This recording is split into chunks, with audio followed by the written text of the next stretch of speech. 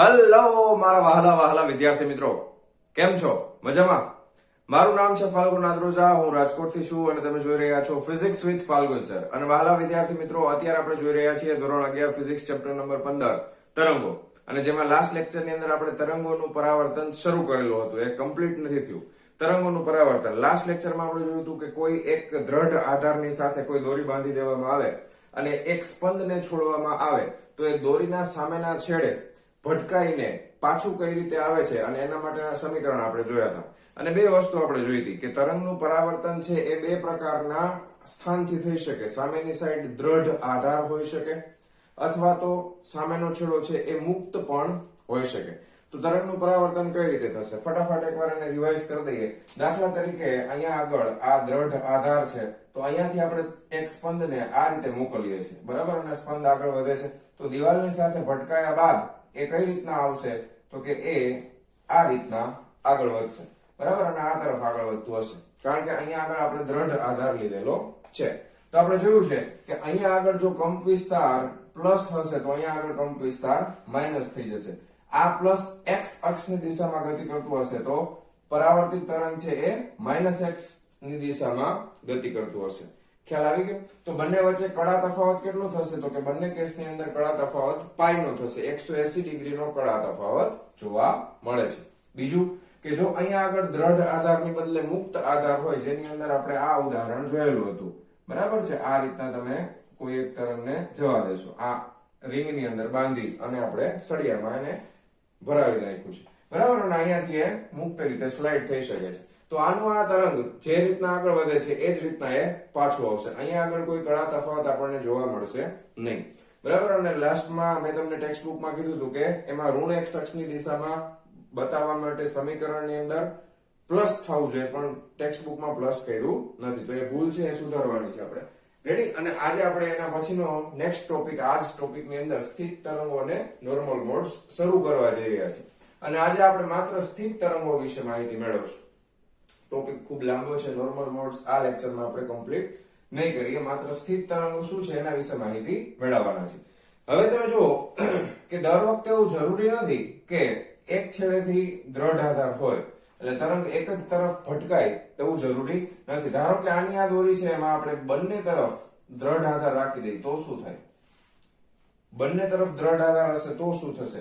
ધારો કે એક નળી છે, ખુલ્લી નળી છે અને એની અંદર હવાનો સ્તંભ છે, બરાબર? નળીની અંદર હવા હશે અને આ છેડાનું ઢાંકણું બંધ કરી દે અને આ છેડાનું ઢાંકણું બંધ કરી દે, બરાબર? તો હવાનો સ્તંભ અંદર ભરેલો છે અને અહીંયાથી કોઈ તરંગ ઉત્પન્ન થાય તો બંને છેડાથી એનું શું થશે?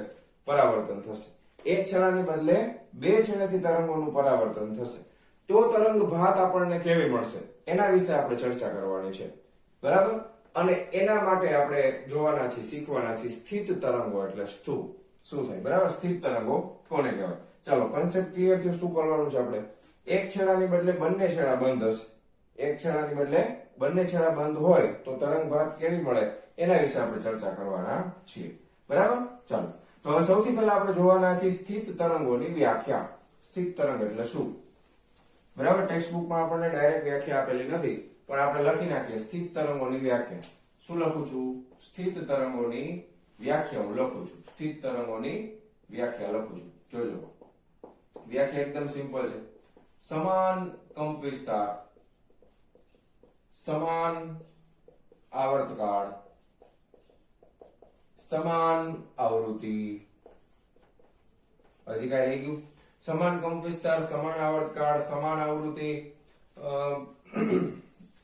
અને સમાન તરંગ લંબાઈ ધરાવતા. સમાન કંપ વિસ્તાર, સમાન આવર્તકાળ, સમાન આવૃત્તિ અને સમાન તરંગ લંબાઈ ધરાવતા અને પરસ્પર વિરુદ્ધ દિશામાં તથા એક જ રેખા પર ગતિ કરતા બે તરંગો કોઈ એક બિંદુ પાસે બિંદુ પાસે સંપાત થાય તો બનતી તરંગ ભાતને સ્થિત તરંગો કહે છે. એકદમ સિમ્પલ વ્યાખ્યા. સમાન, બધું સમાન લઈ લેવાનું. કંપ વિસ્તાર, આવર્તકાળ, આવૃત્તિ, તરંગ લંબાઈ બધું. અને પરસ્પર વિરુદ્ધ દિશામાં તથા એક જ રેખા પર ગતિ કરતા બે તરંગો કોઈ એક બિંદુ પાસે સંપાત થાય તો બનતી તરંગ ભાતને સ્થિત તરંગો કહે છે. બરાબર છે? વ્યાખ્યા સમજાય કે એકદમ સિમ્પલ. ધારો કે અહીંયા આગળથી તમે એક તરંગને, બરાબર છે, આ રીતની બે તરફ દ્રઢ આધાર છે એવું સમજો.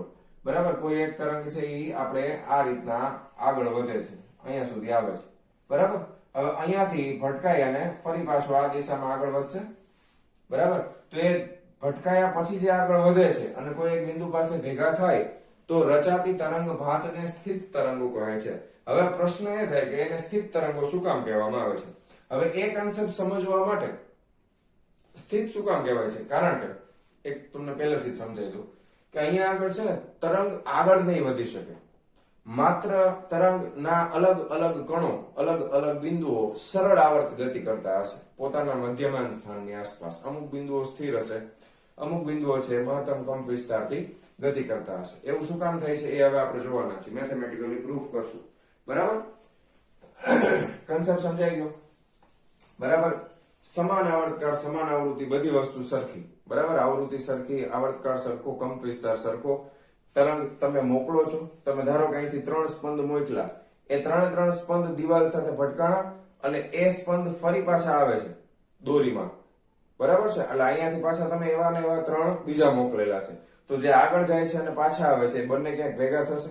તો સેમ તરંગનો જ ભાગ છે ને, એક જ તરંગના બે ભાગ છે, એક આ તરફ ગતિ કરે છે, એક આ તરફ ગતિ કરે છે. તો બંને રસ્તામાં ક્યાંક ભેગા થશે. ભેગા થઈને જે તરંગ ભાત બનાવે એને કહેવામાં આવે છે સ્થિત તરંગ.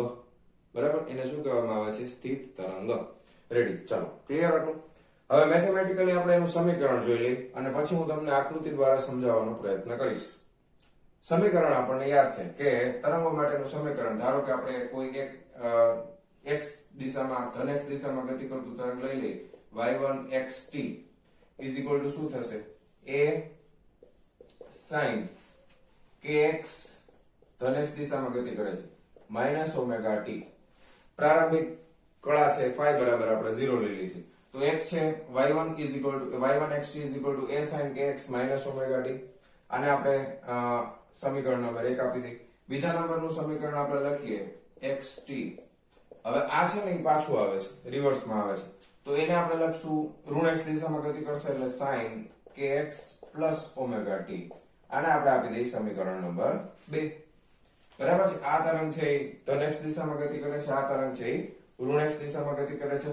ઓકે, બે સમીકરણ આપણે લખી નાખ્યા. હવે સંપાતીકરણના સિદ્ધાંત પ્રમાણે જે બિંદુ પાસે આ બંને તરંગો ભેગા મળતા હશે તો ત્યાં આપણને પરિણામી તરંગ કઈ રીતે મળશે? તો કે yxt ઇઝ ઇક્વલ ટુ શું થઈ જાય? y1xt plus y2xt. શું થઈ જાય? y2xt બંનેનો સરવાળો. તો a sin kx minus omega t plus a sin kx plus omega t. Okay, ready? Clear છે? કાઈ વાંધો નથી. હવે તમારે એ ગ્રુપ હોય કે બી ગ્રુપ હોય, એક સૂત્ર યાદ રાખવું પડશે ત્રિકોણમિતિનું. એ સમીકરણ છે sin a plus b વત્તા sin a minus b. જો આના જેવું છે, આ a sin a અને a કહી દો, a plus b, આ એને કોમન કાઢી, સ્મોલ એને કોમન કાઢી લ્યો એટલે આ થઈ ગયું plus sin a minus b. છે આના જેવું? બરાબર? sin a plus b sin a minus b. Clear છે? રેડી? ઓકે. હવે આનો જવાબ શું આવે? તો આનો જવાબ આવશે 2 sin a cos b. શું જવાબ આવે? 2 sin a cos b. શું આવે જવાબ? 2 sin a cos b. આ એનો જવાબ છે. sin ની સાથે a જ આવશે, cos ની સાથે b જ આવશે. બરાબર છે? b એટલે માઈનસ વાળું પદ, આમાં જે માઈનસ વાળું છે તો એ ધ્યાન રાખશું. તો આનો જવાબ આપણને શું મળશે? આ a તો એમ રહેશે, 2 આવી જશે તો 2 આપણે અહીંયા લઈ લઈએ. sin a એટલે થઈ જશે kx અને cos b એટલે cos થઈ જશે ઓમેગા t. ઓકે, કાઈ પ્રોબ્લેમ નથી?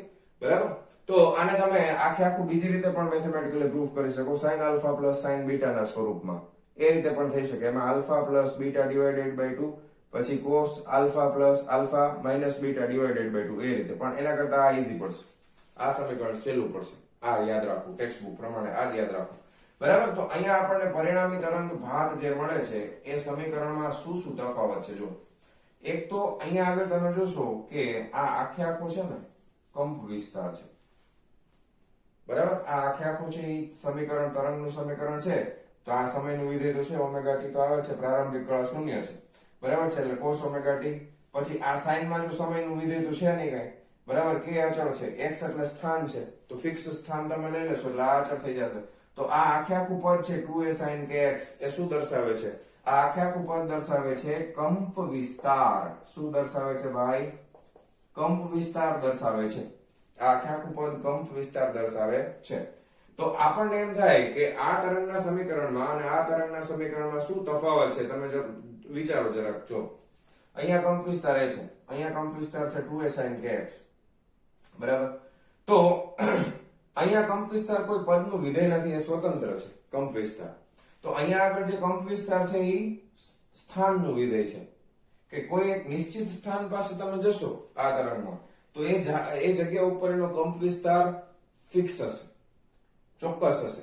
તો દરેક અલગ અલગ બિંદુઓ પાસે કંપ વિસ્તાર કેવો હશે? અલગ અલગ હશે. અલગ અલગ બિંદુઓ પાસે કંપ વિસ્તાર કેવો હશે?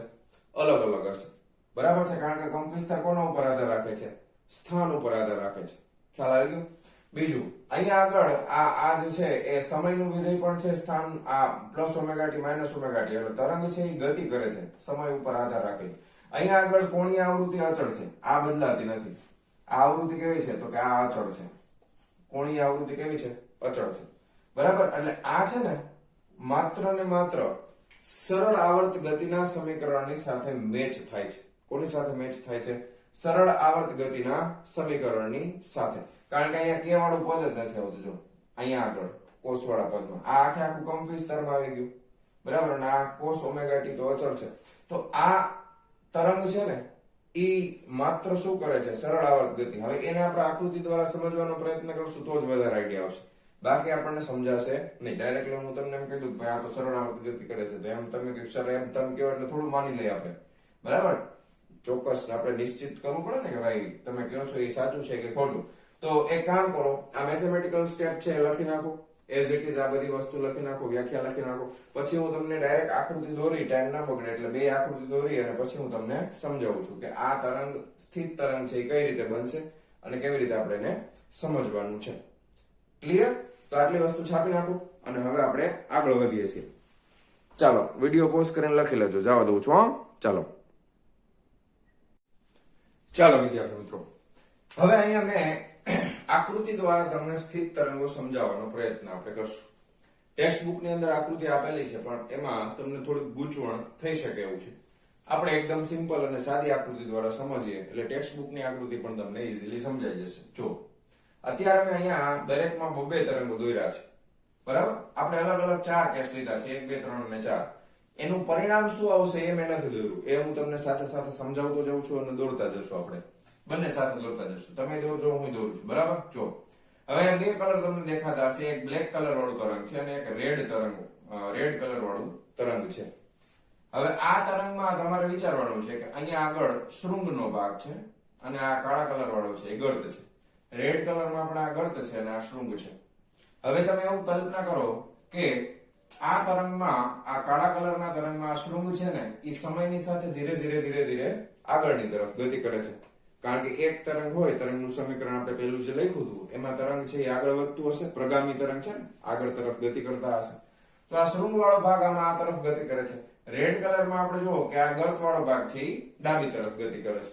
કારણ કે સામે ભટકાતા હોય તો એક જમણી તરફ જતું હોય તો એક ડાબી તરફ આવતું હોય. ખ્યાલ આવી ગયો? તો પહેલી આકૃતિમાં આપણે શું જોઈએ છે? મેં તમને કીધું કે કળા સમાન છે, કંપ વિસ્તાર સમાન છે, આવર્તકાળ સમાન છે, આવૃત્તિ સમાન છે, બધી જ વસ્તુઓ સમાન છે. એટલા માટે આ બંને તરંગો એકબીજા ઉપર સંપાત થયેલા હોય એવું આપણને દેખાય છે. બે એક જ વસ્તુ દોરી છે પણ કલર અલગ અલગ. પણ તમારે યાદ શું રાખવાનું મેન્ટલી કે બ્લેક કલર વાળું તરંગ છે જમણી તરફ જાય છે, રેડ કલર વાળું છે એ ડાબી તરફ, આ શૃંગ છે આ તરફ ગતિ કરે છે, આ શૃંગ છે આ તરફ ગતિ કરે છે. જો બરાબર. હવે અહીંયા તમે જુઓ કે શૃંગની સાથે શૃંગ આવે છે, ગર્તની સાથે ગર્ત આવે છે. તો બોલો પરિણામી તરંગ કેવું મળે આપણને? પરિણામી તરંગ કેવું મળશે? શૃંગની સાથે શૃંગ, ગર્તની સાથે ગર્ત, એટલે કંપ વિસ્તાર થઈ જશે ડબલ. બરાબર. એટલે ધારો કે અહીંયા a હોય તો આ પરિણામી તરંગમાં આપણને કંપ વિસ્તાર કેટલો મળે? 2a મળે. અહીંયા પણ આ કેટલું મળશે? 2a મળશે. બરાબર. તમે જુઓ કે અહીંયા આગળ 0 છે તો અહીંયા આગળ પાછું અહીંયા જ આ કણ, આ બિંદુ અહીંયા જ રહેશે. આ 2a થઈ જશે, આ 2a થઈ જશે. રિઝલ્ટન્ટ તરંગ, પરિણામી તરંગ આપણને કંઈક આવું મળશે. બરાબર. હવે અલગ અલગ બિંદુ આપણે અહીંયા લખી નાખીએ. 4 મેં 4 ભાગ પાડ્યા છે. બરાબર. સૌથી પહેલા t બરાબર 0 સમય, આવર્તકાળ 0 છે. અહીંયા t/4 આવર્તકાળ છે, એમાં પાછું t/4 ઉમેરો એટલે t/2 આવર્તકાળ થાય. આ થાય 3t/4 અને કુલ એક આવર્તકાળ પૂરો થશે એટલે કેપિટલ T. એક આખું તરંગ આવી ગયું. તરંગ લંબાઈ લેમ્બડાના સંદર્ભમાં જોવો તો અહીંયા તમે લેમ્બડા કરી શકો. λ/4, λ/2, 3λ/4 અને લેમ્બડા આખી તરંગ લંબાઈ આવી ગઈ. ખ્યાલ આવી ગયો? ઓકે. તો આ અલગ અલગ 4 બિંદુ આપણે દર્શાવ્યા. બરાબર. હા, હવે તમે જુઓ આ બિંદુ છે એ અહીંયા છે, સ્થિર છે. આ બિંદુ છે એ અહીંયા છે, આ પણ સ્થિર છે. આ બિંદુ છે એ અહીંયા છે. અહીંયા આપણને રિઝલ્ટમાં આ બિંદુ કેવું મળ્યું? સ્થિર મળ્યું. બરાબર. રેડી? Okay, no doubt. સરસ.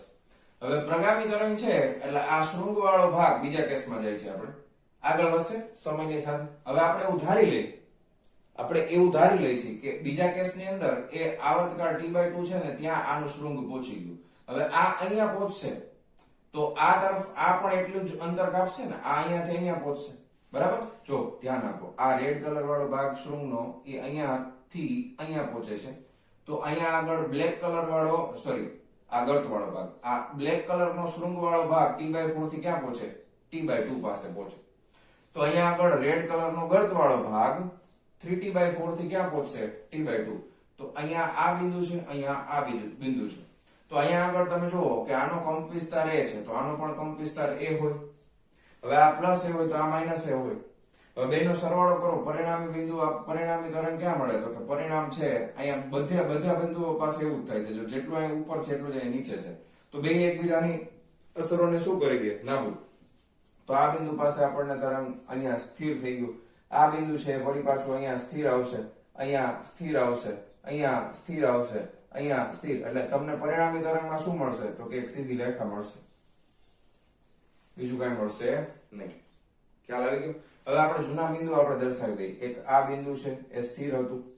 બરાબર. હવે સ્થિર વાળા જે બિંદુઓ છે એને આપણે બે ટપકા વાળા દર્શાવીએ. આ ઉપર નીચે થાય છે, બદલાય છે. જો આ બિંદુ છે એ તો અહીંયા જયું, પાછું સ્થિર જ આવ્યું એટલે ટપકું કરી નાખીએ, વર્તુળ દોરી દઈએ. અને આ બિંદુ છે અહીંયા, આ પણ સ્થિર જ છે. જો બરાબર, આ બદલાય છે. તો આવા આપણને કઈક બિંદુઓ મળ્યા. હવે તમે પાછું આગળ વધીએ. ત્રીજા નંબરની પરિસ્થિતિનો વિચાર કરો. તો આ શૃંગ છે પ્રગામી તરંગ છે એટલે જમણી તરફ આગળ વધશે. અહીંયાથી ક્યાં આવશે? અહીંયા આવશે. એટલે અહીંયાથી આપણે શૃંગને અહીંયા લઈ લીધું. જોયું? બરાબર.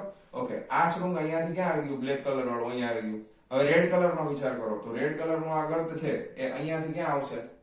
શૃંગ એક પોઈન્ટ આગળ, તો ગર્ત અહીંયા આવશે. તો અહીંયા ગર્ત આવી ગયું. જો રેડ કલર નું ગર્ત આવી ગયું. તો વળી પાછું શું થયું કે અહીંયા આગળ જો બંને તરંગો પાછા ભેગા થઈ ગયા. જો એક જ તરફ, પણ આ વખતે ઉલટા છે, ઊંધી દિશામાં ભેગા થયા છે. તો હવે અહીંયા આગળ શું આવશે? પરિણામી તરંગ. આપણને પરિણામી તરંગ કઈક આ રીતનું મળશે, આમ. બરાબર. હવે અને આ કંપ વિસ્તાર કેટલો છે? a છે. તો અહીંયા આગળ આ કેટલો થઈ જશે? તો કે આ થઈ જશે 2a. અહીંયા પણ આ કેટલો થઈ જશે? તો કે 2a. પણ પાછી બીજી વસ્તુ નોટિસ કરો. આ બિંદુ તો કે સ્થિર, તો કે અહીંયા આ બિંદુ તો કે સ્થિર. ચાલો વર્તુળ કરી નાખો. અહીંયા આ બિંદુ તો કે સ્થિર. ચાલો વર્તુળ. અહીંયા આ બિંદુ તો કે સ્થિર. વર્તુળ. બરાબર. થોડુંક મેં આગળ દોર નાખ્યું, અહીંયા દોરવાનું હતું પણ હાલશે. સમજી ગયા ને? આ તરફ ચલો ફરી પાછું દોર નાખું. આ જો કે આ બરોબર હતું અને આને આપણે અહીંયા લઈ લઈએ આ રીતે. બસ રેડી. આ કેટલું થઈ ગયું? તો કે આ 2a. ક્લિયર? આ અંતર ખ્યાલ આવી ગયો?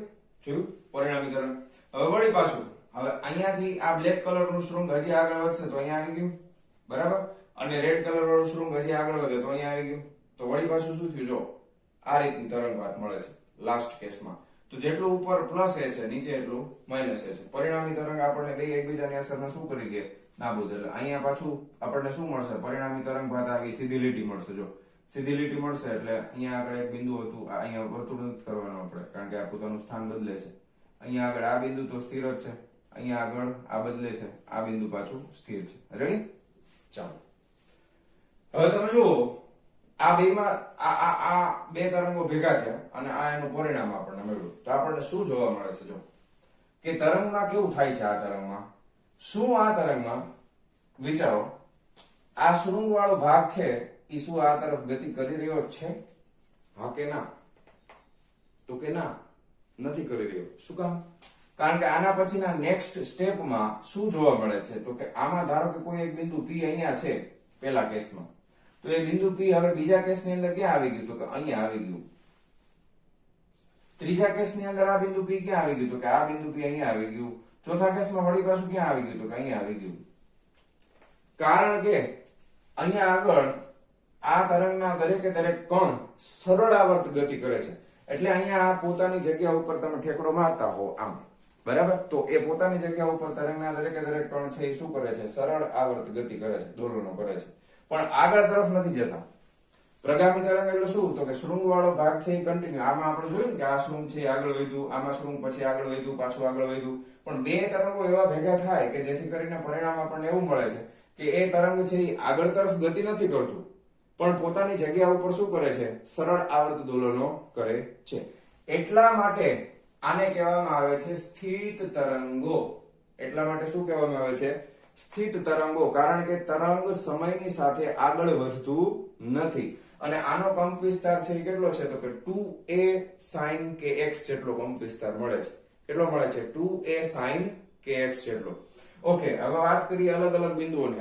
આટલો કોન્સેપ્ટ ક્લિયર થયો? આ એના જેવું છે કે તમે ચાલીને આગળ જાઓ તો તરંગ આગળ વધે છે, પણ તમે તમારી જગ્યા ઉપર ઉભા ઠેકડા મારતા હો, બરાબર, અને આગળ ગતિ ન કરતા હો, તો એને શું કહેવાય? તો કે એને સ્થિત તરંગ કહેવાય. તરંગ તો છે, ઠેકડા તો મારો છો, પણ આગળ તરફ ગતિ કરતા નથી, તો એ થઈ જશે સ્થિત તરંગો.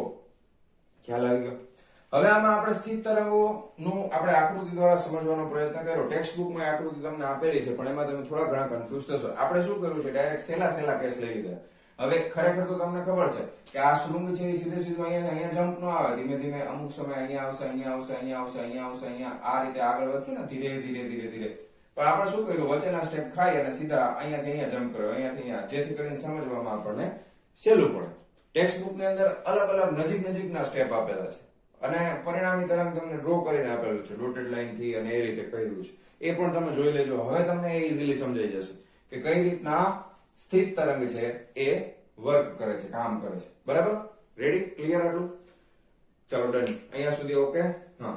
હવે તમે જુઓ કે સ્થિત તરંગમાં અમુક બિંદુઓ છે એ સ્થિર જ રહે છે. જો 1, 2 અને 3, આ ત્રણ બિંદુઓ છે પોતાની જગ્યા ક્યાંય બદલતા નથી, સ્થિરના સ્થિર જ છે, પોતાની જગ્યા ક્યાંય બદલતા નથી, સ્થિરના સ્થિર જ બિંદુઓ છે. બરાબર છે? તો આવા બિંદુઓને સ્પંદ કઈ થાય છે? જગ્યા બદલાવે છે, સ્પંદ નથી કરતા. એટલા માટે નિસ્પંદ બિંદુઓ, અથવા તો ઇંગ્લિશ નામ પણ બહુ ફેમસ છે, નોડ્સ કહેવામાં આવે છે. નિસ્પંદ બિંદુઓ. કેવા બિંદુઓ કહેવાય? નિસ્પંદ. પોતાની જગ્યાએથી ડગતા નથી, એટલે એમાં કોઈ જાતનું સ્પંદન થતું નથી. નિસ્પંદ બિંદુઓ કહેવામાં આવે છે. બરાબર છે? નિસ્પંદ બિંદુઓ માટે વ્યાખ્યા આપણે શું રાખી શકાય? તો કે અહીંયા આગળ દરેકે દરેક નિસ્પંદ બિંદુ પાસે કંપ વિસ્તાર કેવો છે? તો કે દરેકે દરેક નિસ્પંદ બિંદુ પાસે કંપ વિસ્તાર 0 છે. બરાબર છે? દરેકે દરેક નિસ્પંદ બિંદુઓ પાસે, એટલે કે દરેક નોડ્સ પાસે કંપ વિસ્તાર કેવો છે? 0 છે. રેડી? ક્લિયર આટલું? હા. બીજા બિંદુઓ કેવા છે? તો કે બીજા બિંદુઓ એવા છે કે જ્યાં આગળ કંપ વિસ્તાર મહત્તમ બને છે. જો અહીંયા કંપ વિસ્તાર મહત્તમ બની ગયો, અહીંયા કંપ વિસ્તાર મહત્તમ બની ગયો, બરાબર, પણ આ બિંદુ પોતાની જગ્યા ઉપર આમ સરળ આવર્ત દોલનો કરે ને, આમથી આમ, આમથી આમ, તો આવા જે બિંદુઓ છે એને પ્રસ્પંદ બિંદુઓ કહેવામાં આવે છે. પ્રસ્પંદ બિંદુઓ. બરાબર? જેને ઇંગ્લિશમાં કહેવામાં આવે છે એન્ટી નોડ્સ. નિસ્પંદ બિંદુ એટલે નોડ્સ, બરાબર છે, જ્યાં કંપ વિસ્તાર 0 છે. પ્રસ્પંદ બિંદુ એટલે એવા બિંદુઓ કે જ્યાં કંપ વિસ્તાર મહત્તમ થઈ શકે છે. કંપ વિસ્તાર કેવો બની શકે છે? અહીંયા આગળ કંપ વિસ્તાર કેવો છે? તો કે અહીંયા આગળ કંપ વિસ્તાર મહત્તમ છે. બરાબર છે? તો જે બિંદુઓ પાસે કંપ વિસ્તાર મહત્તમ હોઈ શકે અથવા ન્યૂનતમ મહત્તમ હોઈ શકે, 0 પણ થઈ શકે. જો પણ ટૂંકમાં મેક્સિમમ સુધી જઈ શકે. વચ્ચેના કોઈ બિંદુ પાસે કંપ વિસ્તાર મહત્તમ ન થાય. તમે આ બિંદુ પકડીને હાલશો તો એ અહીંયાથી અહીંયા સુધી દોલનો થશે. જો એ બિંદુ વળી પાછું અહીંયા ઉપર છે આટલું, તો આ જગ્યા ઉપર તમે આટલું નીચે, પણ કંપ વિસ્તાર મહત્તમ તો આ બિંદુ પાસે જ થશે. તો એવા દરેક બિંદુઓ કે જ્યાં કંપ વિસ્તાર મહત્તમ થતો હોય એને કહેવામાં આવે છે પ્રસ્પંદ બિંદુઓ, એન્ટી નોડ્સ. કંપ વિસ્તાર કેવો હોવો જોઈએ? મહત્તમ. નિસ્પંદ બિંદુઓ પાસે કંપ વિસ્તાર કેવો છે? શૂન્ય છે. રેડી? આટલી વસ્તુ ક્લિયર થઈ ગઈ? કોઈ પ્રોબ્લેમ, ડાઉટ નથી ને? પ્રસ્પંદ બિંદુઓ, એન્ટી નોડ્સ, નિસ્પંદ બિંદુઓ કે જ્યાં કંપ વિસ્તાર શૂન્ય છે એને કહેવામાં આવે છે નોડ્સ એન્ડ એન્ટી નોડ્સ. હવે આગળ એક વસ્તુ ટેક્સ્ટ બુકમાં નથી પણ સાથે સમજી લ્યો તો વધારે મજા આવશે. કે ધારો કે ધ્વનિ તરંગોની વાત કરવામાં આવે, ધ્વનિના તરંગો, તો ધ્વનિના તરંગોમાં તો શું છે? કમ્પ્રેશન અને રેરફેક્શન છે. બરાબર છે? કે જેની અંદર તમને ખબર છે દબાણનો ફેરફાર થાય છે. બરાબર?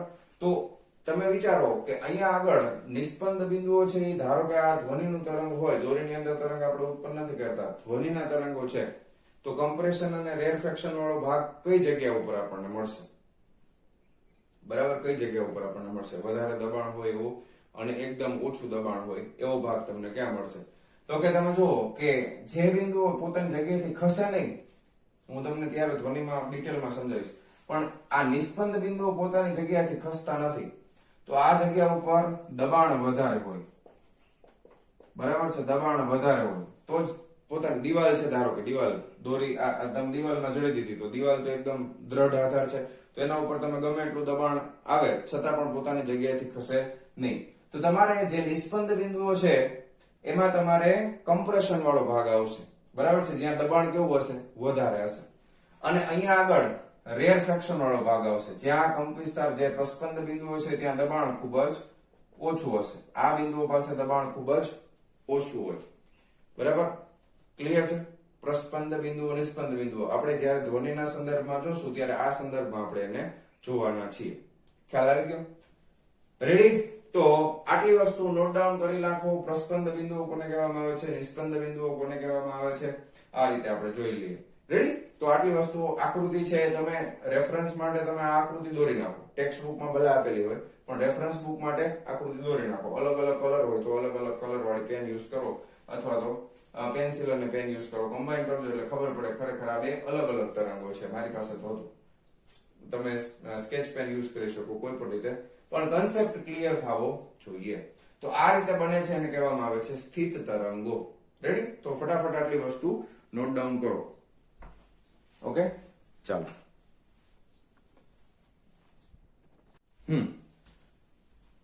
આ કમ્પ્રેશન મેં કીધું ઇંગ્લિશમાં બોલ્યો તો, વળી ઘણા કહેશે સર કમ્પ્રેશન એટલે શું? તો આ સંઘનન કહેવાય, અને દબાણ ઓછું હોય તો આપણે આને રેરફેક્શન એટલે કે ગુજરાતીમાં વિઘનન કહી છે. બરાબર? એટલે આ વસ્તુ એક નોટ ડાઉન કરી લેજો.